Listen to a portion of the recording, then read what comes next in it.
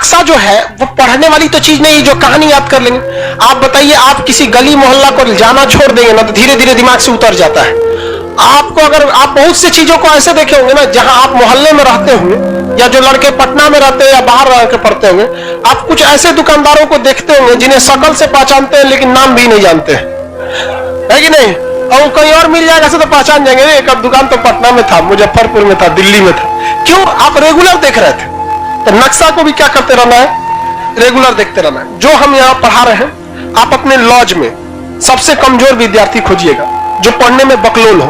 समझदार को नहीं, समझदार बहुत घमंडी होते हैं सब, उन सबसे दूरी बना के रखिएगा। लॉज में जो आपको सलाह देने आए ना, सबसे पहले साइड होइएगा।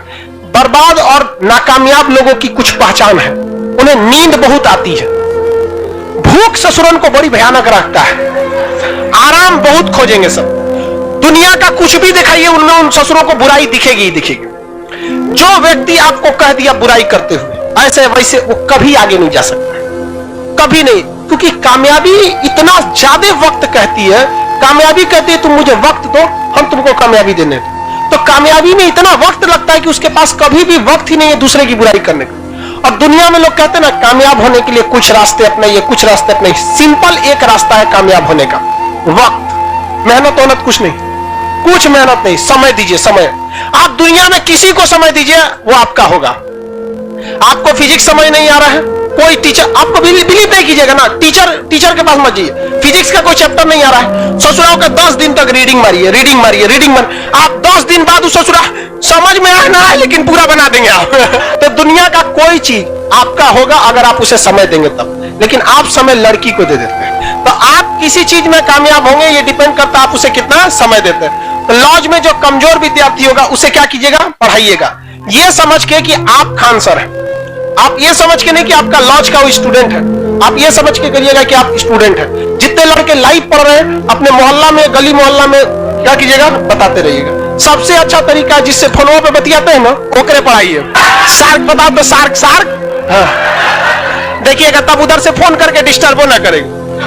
क्या जरूरत है तो नहीं पूछने का, खाना खाएगी नहीं? अरे खाइए लेगा, मरने जाएगा, खाएगा नहीं तो। एक बार हमको याद है कि ग्रेजुएशन में बीएससी में थे हम, मेरे मार्क्स बहुत ही खराब थे। ग्रेजुएशन 49% था। इतना कम बहुत खराब होता है, ये तो एक नॉर्मल सभी लड़कों का भी इससे ज्यादा ही आता है। मार्क्स बहुत कम आए थे, हम टेंशन में हो गए थे वहां पे। तो उन्होंने कहा टेंशन क्या लेते हो, लाइफ में टॉप करो, स्कूल या एग्जाम में टॉप किए ना किए कोई फर्क नहीं पड़ता है यहाँ पर।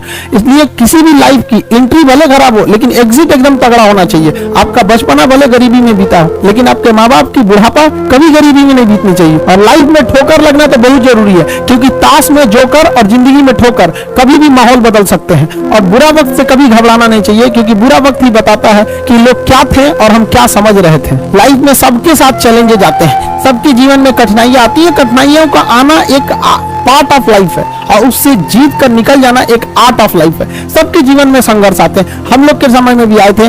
बहुत सारे लोग ठग के चले गए, हमको तो इतना ज्यादा ठगा गया कि हम पटना केवल इसीलिए रुके कि हमको घर जाने का पैसा नहीं छोड़ा था। इस तरह से हमको यहाँ पर मुफ्त लिया था लोगों ने।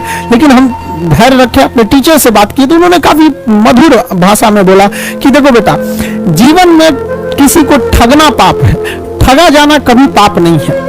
तो तुम्हें कोई ठग रहा है तो ये उसकी गलती है, जीवन में तुम किसी को मत ठगना। क्योंकि हम किसी भी इंसान के सीसीटीवी कैमरे से बच सकते हैं, लेकिन जो ऊपर वाले ने सीसीटीवी कैमरा लगाया है उससे कोई नहीं बच सकता। इस देश में कुछ ऐसे लोग हैं ना जिनको अपने बारे में मतलब नहीं है, लेकिन दूसरे के बारे में टांग वो ज्यादा लगाएंगे। उन लोगों से कहते हैं भाई दूसरे के ऊपर पीएचडी करने से बेहतर है खुद के ऊपर ग्रेजुएशन कर लो, ज्यादा अच्छा रहेगा। लड़का को फ्रस्ट्रेट होता है तो एक बार अपना टाइम टेबल बनाएगा, सुधारेगा। भाई इतना ऐसा टाइम टेबल बनाओ जो दिल में रहता हो। और बहुत से लड़कों को देखते हैं कि सुबह 4 बजे उठते हैं, हमने अपनी लाइफ में कभी 4 बजे नहीं उठेंगे तो पूरा दिन डिस्टर्ब रहेगा। आप जिस समय कंफर्टेबल है उस समय उठिए, लेकिन हाँ एक बात जरूर याद रखिएगा, जितना जल्दी उठेंगे उतना ज्यादा आपके पास वर्क टाइम ज्यादा रहेगा। अब देर से सो के उठेंगे तो आप एक अच्छा सा वर्किंग टाइम को गंवा चुके रहेंगे। तो एटलीस्ट कोशिश कीजिए कि भाई बहुत से बहुत तो 6-7 के बीच में उठ ही जाइए। और पहले उठते हैं तो ये अच्छी बात है, लेकिन ऐसा नहीं है कि जो पहले नहीं उठते हैं उनके लिए बहुत गलत बात। आप जितना पढ़ सकते हैं अपनी कैपेसिटी के हिसाब से ही पढ़िए। आपकी बॉडी 8 घंटा नहीं सस्टेन कर पा रही है, आप 4 घंटा ही पढ़िए, बट धीरे धीरे उसको इंक्रीज कीजिए। हर चीज के लिए होता है, आप अपनी बॉडी के हिसाब से किसी काम को करिए। आप किसी भी काम को अगर लगातार 21 दिन